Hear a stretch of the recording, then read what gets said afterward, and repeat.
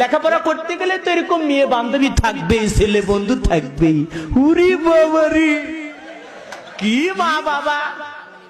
এই মেয়েটা কয়, মা আমার কলেজের বন্ধু আসবে, তুমি যদি অনুমতি দাও বাড়িতে নিয়ে আসবো। কয়, কেন নিয়ে আসবে না? তোমার কলেজে 2-4টা বন্ধু থাকতে পারে না?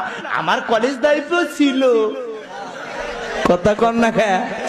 এখন বন্দুক নিয়ে আসছে।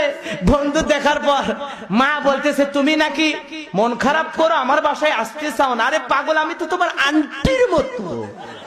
তুমি যাও আমার মেয়ের সাথে ঘরে বসে গল্প করো, আমি চা নাস্তা দেই। কেন ওরা দুইজন ঘরের ভিতরে ঢুকে এখন কি করছে? তাহাজ্জুদ পড়ছে।